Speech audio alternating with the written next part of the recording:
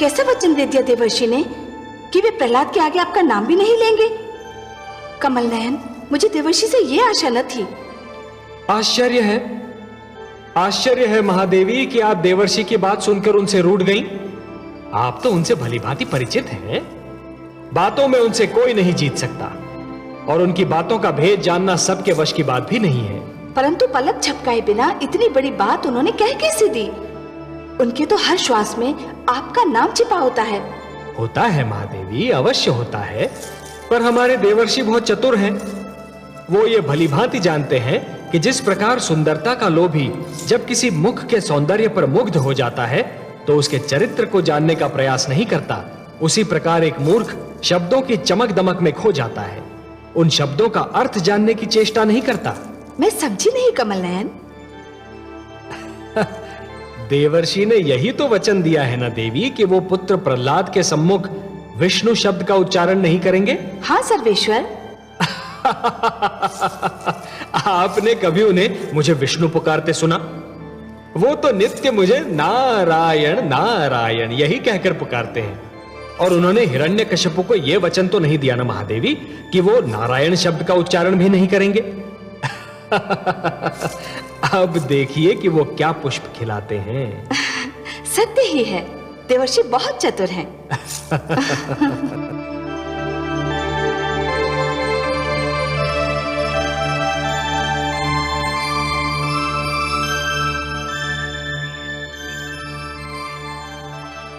देखिए देवर्षि, ये नटखट फिर भाग आया। मैं कब से इसे दूध पीने को कह रही हूँ, किंतु ये पीता ही नहीं। क्यों पुत्र, तुम दूध क्यों नहीं पी रहे? आपने कहानी नहीं सुनाई ना, इसलिए। अब कहानी सुनाए फिर ही दूध पीऊंगा। पुत्री, ये तो कहानी सुनकर ही दूध पिएगा। तुम कुटिया में विश्राम करो, मैं इसे भेजता हूँ।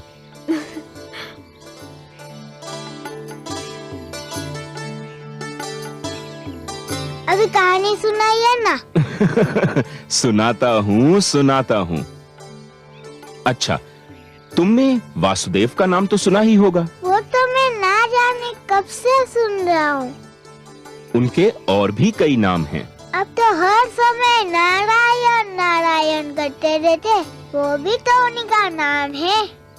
हाँ, और उनका नाम त्रिलोकीनाथ भी है, और उनका नाम जगदीश्वर भी, और माधव भी, कमल नयन भी, लक्ष्मीपति भी। तो एक दिन उन्होंने निश्चय किया कि सृष्टि की रचना की जाए। फिर क्या किया उन्होंने? सुनाता हूँ पुत्र, सुनाता हूँ, धैर्य रखो। उन्होंने अपनी नाभि से ब्रह्मा को और अपनी भ्रिकुटी से महादेव को जन्म दिया। फिर क्या हुआ? ब्रह्मा को आदि प्रजापति भी कहते हैं। क्या कहते हैं? आदि प्रजापति। हाँ, आदि प्रजापति ने कई प्रजापतियों को जन्म दिया। उनमें से एक थे ऋषि कश्यप। उनकी संतानों में तुम आते हो। अच्छा।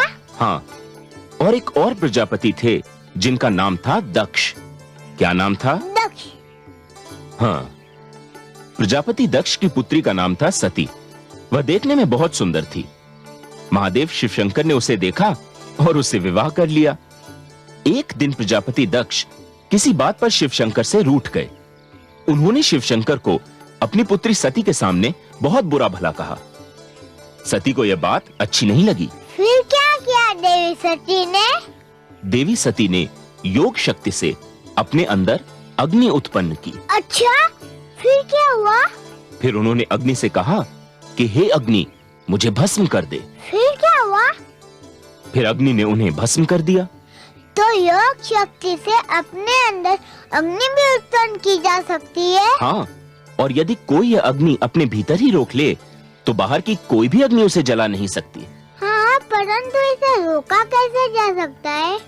सांस भीतर की ओर खींची जाए और ओम नमो नारायण जपते हुए अंदर ही रोक ली जाए तो ये शक्ति भीतरी शक्ति बन जाती है। इसे प्राणायाम कहते हैं। क्या कहते हैं? प्राणायाम। और क्या कह के सांस रोकी जाती है? ओम नमो नारायण। सुंदर, अति सुंदर। अब पुत्र, तुमने कहानी सुन ली, अब अंदर जाकर दूध पियो। आप फिर ऐसी कहानी सुनाएंगे? हाँ हाँ, अवश्य सुनाऊंगा।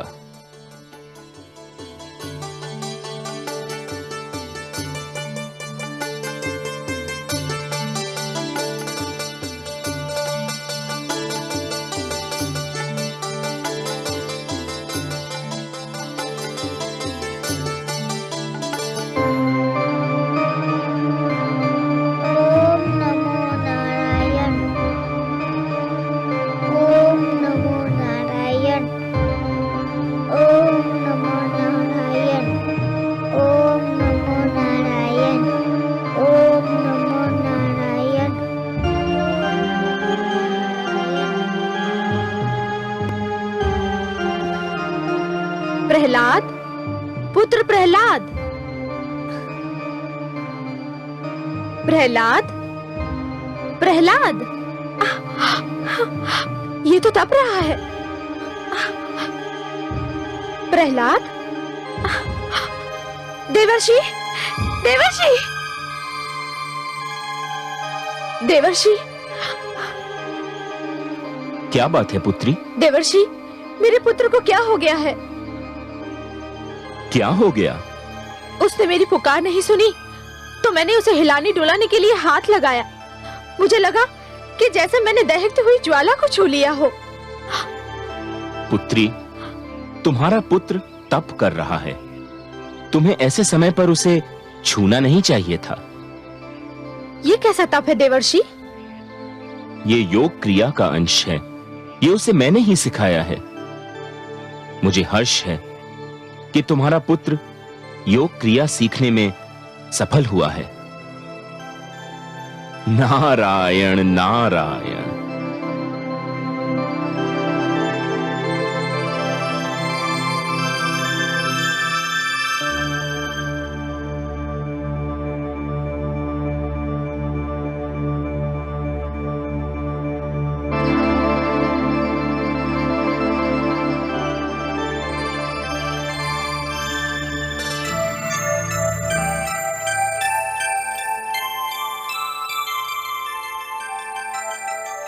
आयुष्मान भव। आओ पुत्र, बैठो। देवऋषि, आपसे एक बात पूछूं? हाँ हाँ, अवश्य पूछो। अब मेरे पिताश्री के पास जाने का समय आ गया। आपके नारायण के तो 1000 नाम हैं। हाँ, और वे सभी नाम सुंदर और प्रिय हैं। परंतु आपने तो मुझे केवल 999 नाम बताए थे। एक नाम क्यों छुपा लिया? नारायण नारायण। उससे क्या अंतर पड़ता है पुत्र? उन्हें पुकारने के लिए तो एक ही नाम पर्याप्त है। तुम किसी भी एक नाम से उन्हें पुकारो, वो तुम्हारी पुकार सुन लेंगे। पर तुम ऐसा क्यों पूछ रहे हो? इसलिए कि उनके जिस नाम को आप मुझसे छुपाते रहे, वह नाम भी मैं जान चुका हूँ। क्या? कैसे जान गए तुम? क्या है वो नाम? वह नाम है विष्णु। ये नाम तुम्हें किसने बता दिया पुत्र? ये नाम मैंने तुम्हें नहीं बताया है। हाँ, यह नाम तो मेरे रोम रोम में बसा हुआ है। विष्णु विष्णु विष्णु।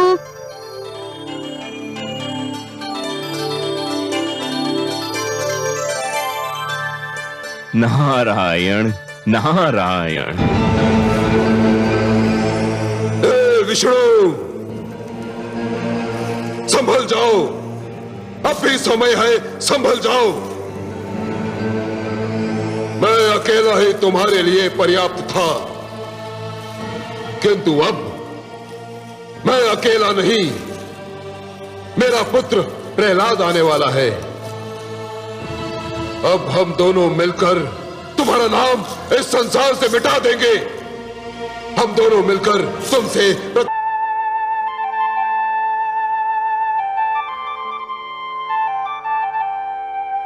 हे देवर्षि, आपने मुझे जो स्नेह दिया है, उसने तो मेरे मन से मेरे माता पिता का प्यार भी भुला दिया है।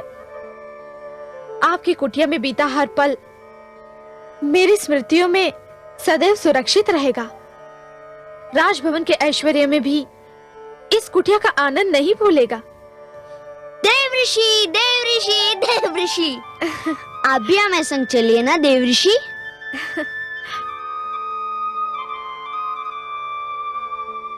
कुटिया में रहने वाले राजभवन में सुख नहीं पाते राजकुमार। तुम्हारे राजभवन में सब कुछ होगा, परंतु मेरी इस कुटिया में शांति है। वह शांति जिसके लिए राजभवन वाले भी तरसते रहते हैं। मैं तो सदैव तुम्हारे संग हूं। जब भी तुम मेरी दी हुई शिक्षा को अपने जीवन में ढालोगे, मुझे अपने संग ही पाओगे। मैं ना आपको भूल सकता हूँ, ना आपकी दी हुई शिक्षा को, परंतु आप हमारे साथ होते तो मुझे और भी आनंद मिलता, है ना माते? अवश्य पुत्र, देवर्षि साथ हो तो जीवन बहुत ही सुखद हो जाए। पुत्री, विवाह के उपरांत नारी का सबसे सुंदर और सबसे उत्तम ठिकाना उसके पति का घर होता है। वह नारी बहुत सौभाग्यवती होती है जिसे उसके पति का घर मिल जाए। तुम पर, तुम्हारे पुत्र पर तुम्हारे पति का अधिकार है। मैं तुम्हारे पिता समान अवश्य हूं पुत्री, पर कोई भी पिता यह नहीं चाहेगा कि उसकी पुत्री अपने पति से दूर रहे। तो विदा दीजिए देवर्षि। पुत्री, मैं ठहरा सन्यासी। मैं विदा दे तो दूं, पर मैं ये सोचता हूं कि मेरी पुत्री मेरी कुटिया से सूने हाथ जा रही है और मेरे पास उसे देने के लिए एक स्वर्ण मुद्रिका भी नहीं। सुने हाथ कहाँ जा रही हूँ देवर्षि? आपने तो मुझे अपने आशीष का कोष दिया है। मेरा आंचल आपके स्नेह के पुष्पों से भरा हुआ है, और मेरे पुत्र को तो आपने शिक्षा का वह धन दिया है जिसके आगे हर धन धूल समान है।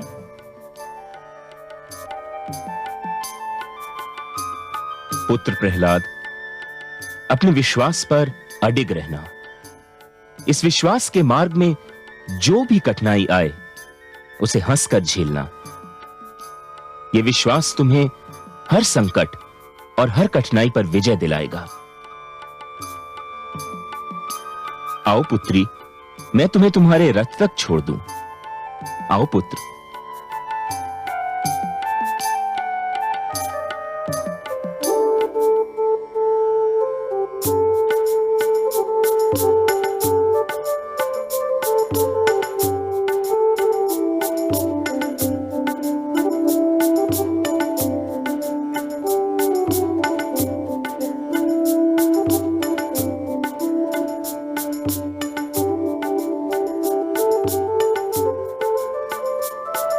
प्रणाम देवर्षि, प्रणाम महारानी, प्रणाम राजकुमार। आयुष्मान भव। अखंड सौभाग्यवती भव। आइए।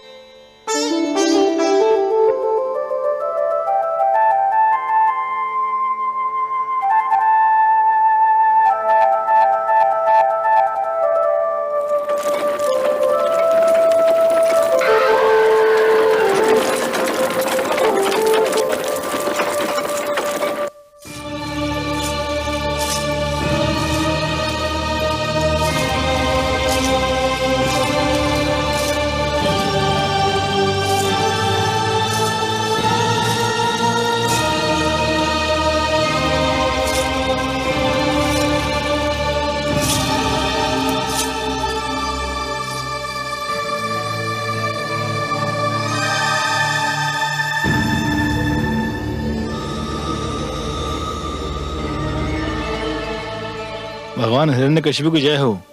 महारानी कयाधु और राजकुमार प्रहलाद पधार रहे हैं। महारानी,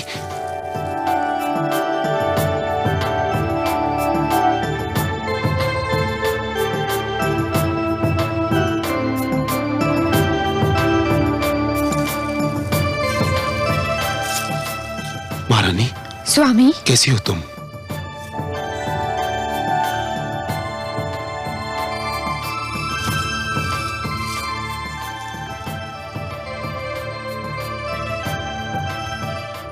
मेरा पुत्र प्रहलाद कितना बड़ा हो गया मेरा राजकुमार। तू मुझे याद करता था ना? नित्य दिन पिताश्री, मैं नित्य दिन देवर्षि से आपके विषय में पूछता था। और देवर्षि तुम्हें क्या बताते थे? वो बताते थे कि आप बहुत महान और शक्तिशाली हैं।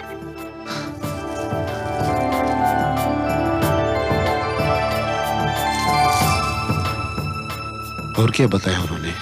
कहते थे कि पिता बहुत महान होता है, उनका आदर करना पुत्र का कर्तव्य होता है। पिता प्रेम देता है, स्नेह देता है और पुत्र की रक्षा करता है। माता भी बहुत महान होती है, माता की सेवा परम धर्म है, किंतु पिता परिवार का स्वामी होता है। पिता परंपरा देता है, पिता आदर्श देता है और मार्ग बनाता है जिस पर पुत्र चल सके। सुंदर, अति सुंदर। देवर्षि ने तुम्हें बहुत सुंदर बातें बताई हैं। महारानी, आप दोनों बहुत दूर से आ रहे हैं, थक गए होंगे, थोड़ा विश्राम कर लीजिए। मैं सभागार जा रहा हूं, कार्य से निपट कर भेंट करता हूं।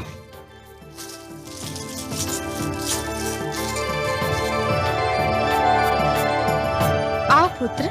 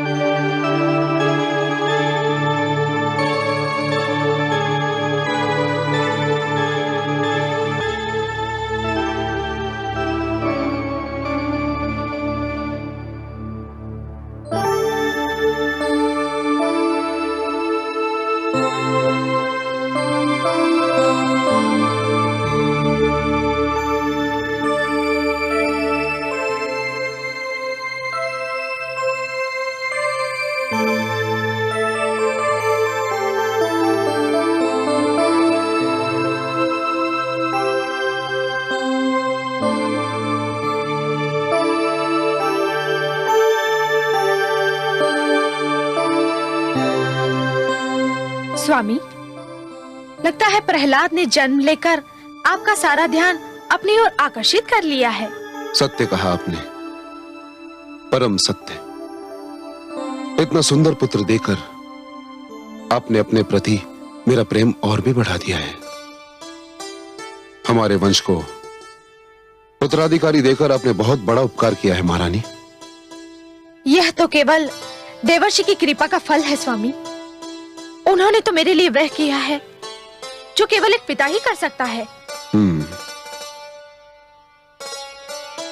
मैं भी उनका आभारी हूं महारानी। मैं सोचता हूं कि देवर्षि ने इसे जो सुंदर शिक्षा दी है उसकी श्रृंखला न टूटे। इसी कारण मैंने गुरुदेव को बुलाकर प्रहलाद की शिक्षा का भार उन्हें सौंपने का निश्चय किया है। आप पिता हैं, आप प्रहलाद के बारे में जो भी सोचेंगे उसके लिए अच्छा ही सोचेंगे। अब आप विश्राम कीजिए स्वामी। नहीं महारानी, आज की रात्रि सोने के लिए नहीं, तुम्हें निहारने के लिए है। कितने दिन तुम मुझसे दूर रही, कितने दिन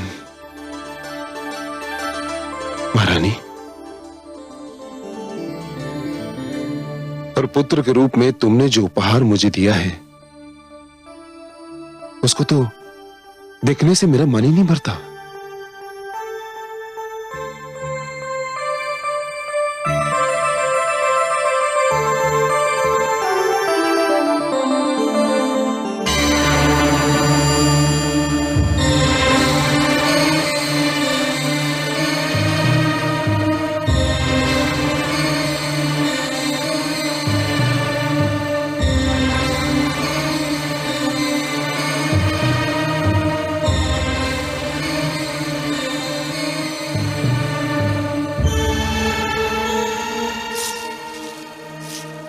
प्रणाम गुरुदेव। आयुष्मान भव। मैं आप ही की प्रतीक्षा कर रहा था पुत्र। ये हमारे गुरुदेव हैं, गुरुदेव शुक्राचार्य। गुरु ब्रह्मा गुरु विष्णु गुरुदेव महेश्वरा गुरु साक्षात परब्रह्म तस्मै श्री गुरुदेव नमः।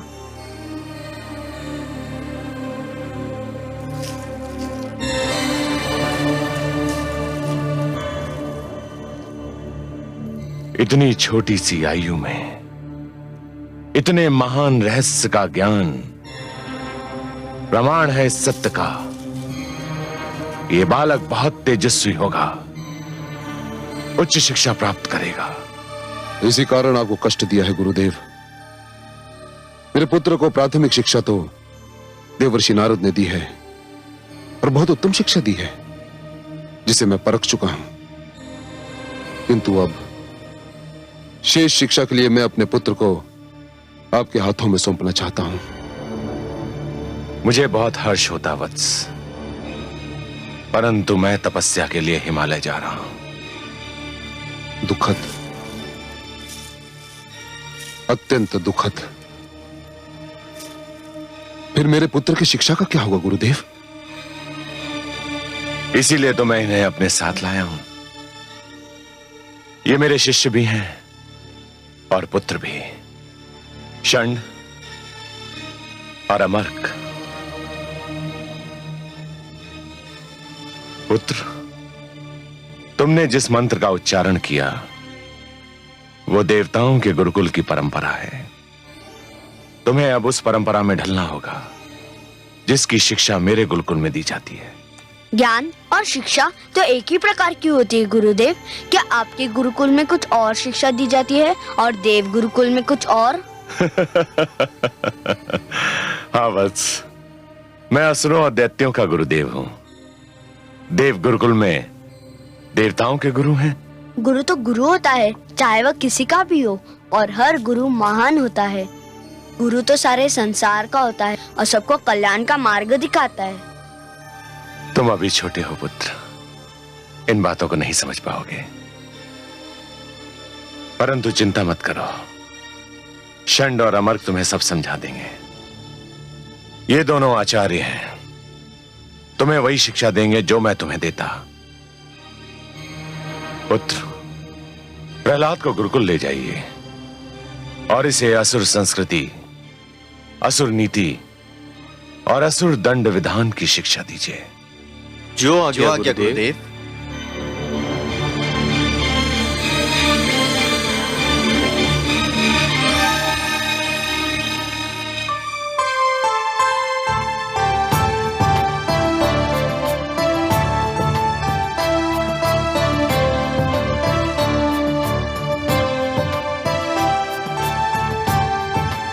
अरे अरे, ये क्या कर रहे हो? रुको।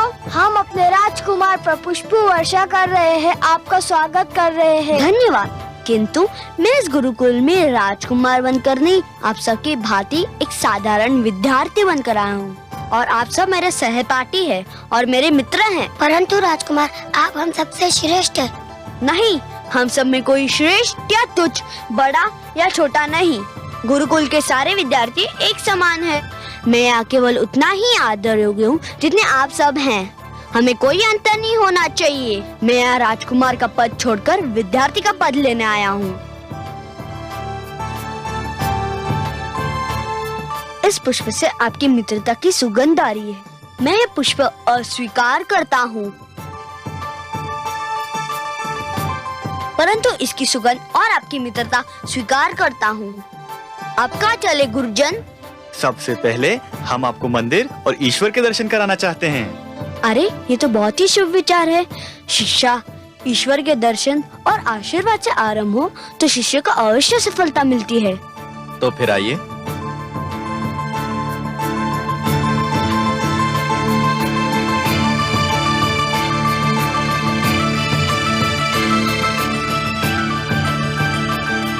ये है हमारे गुरुकुल का मंदिर, आइए।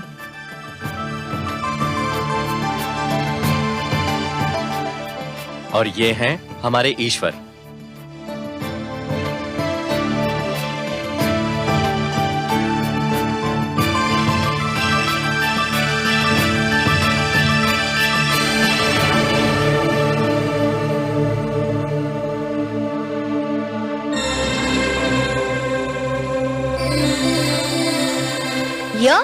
हाँ, यही तो है हमारे ईश्वर। किंतु ये तो मेरे पिताश्री की मूर्ति है। हाँ हाँ, यही तो हमारे ईश्वर हैं। आप कैसे गुरुजन हैं? मुझे बरमा रहे हैं? ये तो आसुर लोक के राजा है। तो क्या हुआ, इसी राजा को हम अपना ईश्वर समझते हैं। हे गुरु, राजा ईश्वर का प्रतिनिधि होता है, ईश्वर नहीं होता। यदि ये ईश्वर है तो हर राजा स्वयं को ईश्वर कहने लगेगा। नहीं, हर राजा ईश्वर नहीं होता, केवल असुरलोक का राजा ईश्वर होता है। प्रणाम कीजिए इन्हें। मैं पिताश्री को सादर प्रणाम कर सकता हूँ, यह तो मेरा धर्म है, परंतु मैं पिताश्री को ईश्वर मानकर प्रणाम नहीं कर सकता। ये क्या कह रहे हो शिष्य? मैं सत्य कह रहा हूँ। अच्छा, आप ही बताइए, इस समय पिताश्री कहाँ है? इस समय तो वे अपने राजभवन में होंगे। इसका अर्थ ये हुआ कि इस समय बेया आसपास नहीं है। नहीं, इस समय तो वे केवल राजभवन में मिलेंगे। पर ईश्वर तो हर स्थान पर होता है, हर कण में होता है, हर मन में होता है। फिर मेरे पिताश्री ईश्वर कैसे हुए? यदि तुम भगवान के पुत्र ना होते तो हम तुम्हें गुरुकुल का अनुशासन भंग करने का दंड अवश्य देते। यदि मैं वह नहीं होता जो हूँ तो मुझे अनुशासन भंग करने का क्या दंड मिलता गुरुओं? ये बेत देख रहे हो? हाँ, ये बेत की छड़ी है। जो अनुशासन भंग करता है उसके हाथ पर 5 बार यह बेत इतनी शक्ति से मारा जाता है कि उसके हाथ पर नीली लकीरें बन जाती हैं। अच्छा, ये है दंड अनुशासन भंग करने का? हाँ।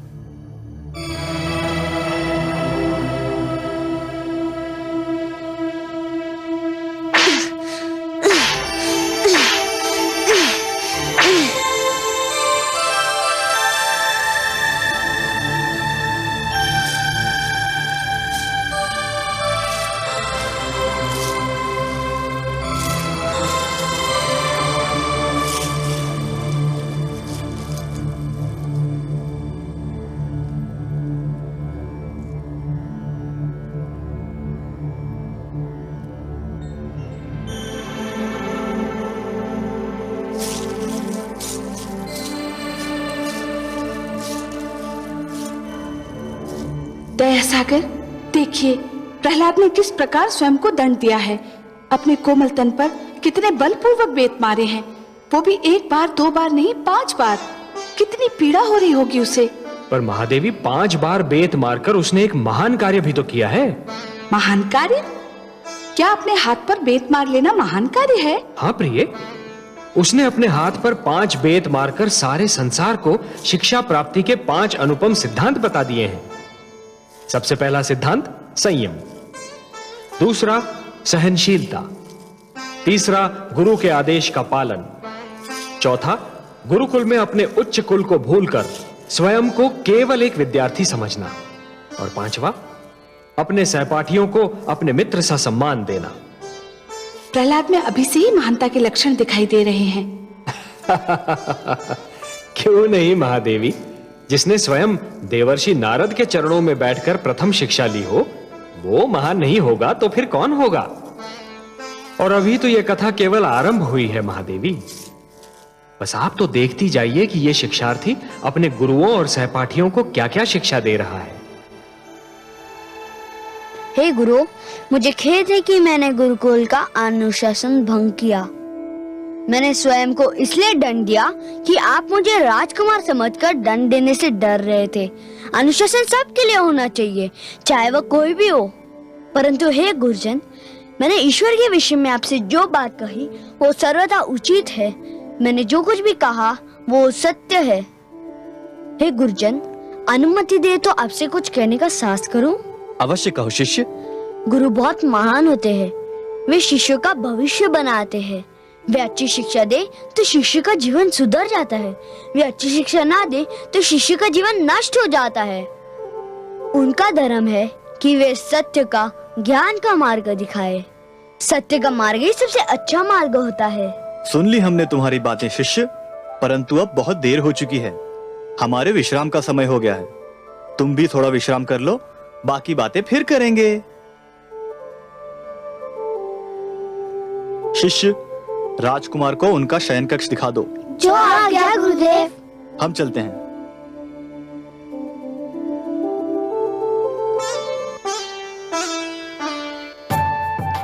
आपकी वाणी कितनी मधुर है राजकुमार। आप जब बोलते हैं तो लगता है आपके मुख से फूल झड़ रहे हो।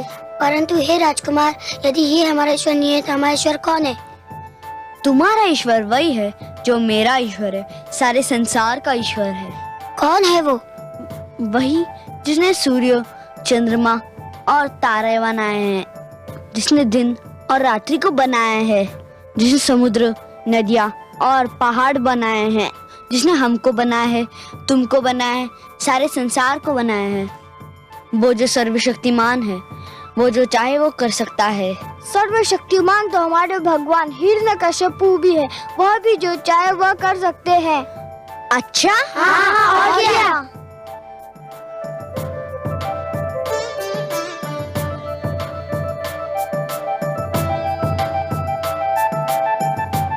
वृक्ष से डाली तोड़ लाया हूँ। यदि तुम्हारा ईश्वर जो चाहे सो कर सकता है तो उसे कहो कि ये डाली फिर वृक्ष से जोड़ दे। यह कौन सी बड़ी बात है, भगवान हिरण्यकश्यपु इसे अभी जोड़ देंगे। हे भगवान सर्वशक्तिमान, इस डाली को फिर से वृक्ष में जोड़ दीजिए।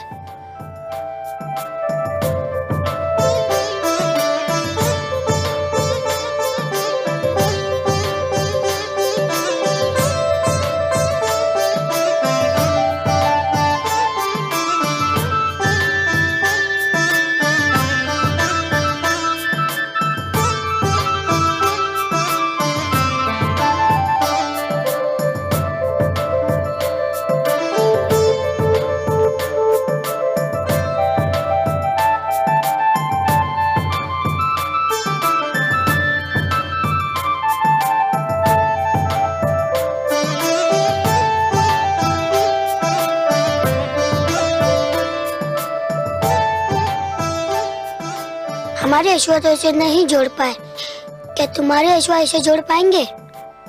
अवश्य जोड़ सकते हैं। तो फिर दिखा दीजिए इसे जोड़कर। हे ईश्वर, हे भगवान, इस डाली को फिर वृक्ष से जोड़ दीजिए। मेरे मित्रों को दिखा दीजिए कि आप ही सर्वशक्तिमान है और जो चाहे सो कर सकते हैं। मुझे विश्वास है कि आप मेरी विनती सुनेंगे, मेरी सहायता करेंगे। हे कमल नयन, कितना दृढ़ विश्वास है पुत्र प्रहलाद को आपके ऊपर। उसकी सहायता कीजिए। घबराइए नहीं महादेवी, हम उसके विश्वास को ठेस नहीं पहुंचने देंगे, उसका सिर नीचा नहीं होने देंगे।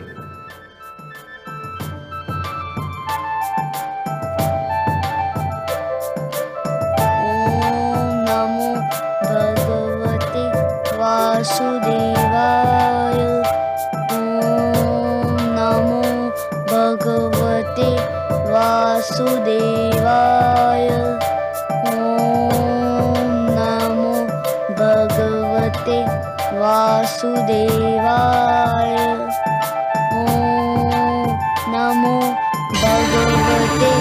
वासुदेवाय, ओम नमो भगवते वासुदेवाय, ओम नमो भगवते वासुदेवाय। अरे ये तो चमत्कार हो गया। धन्यवाद हे वासुदेव, तुमने मेरी लाज रख ली।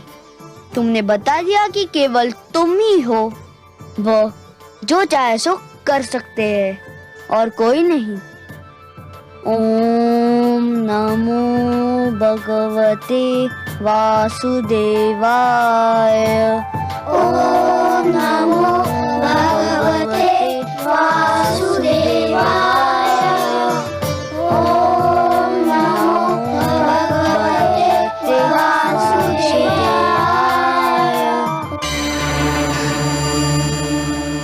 आपके चमत्कार को प्रणाम कमल नयन। आपके पुत्र प्रहलाद ने मुझ में अटूट विश्वास प्रकट किया था महादेवी। यदि मैं ये न करता तो उसके विश्वास को ठेस लगती। जिस प्रकार नदी अपने निकट आने वाले को प्यासा नहीं लौटाती, उसी प्रकार मुझे मन से तथा प्रेम से पुकारने वाले कभी निराश नहीं होते। और फिर उसकी सहायता करने के लिए आप ही ने कहा था ना।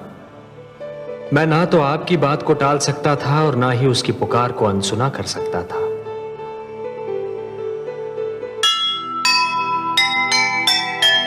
प्रभु की महिमा पर जिसे पूरा है विश्वास, ईश्वर ऐसे भक्त को करता नहीं निराश। निराकार भगवान की लीला है साकार, फिर से आकर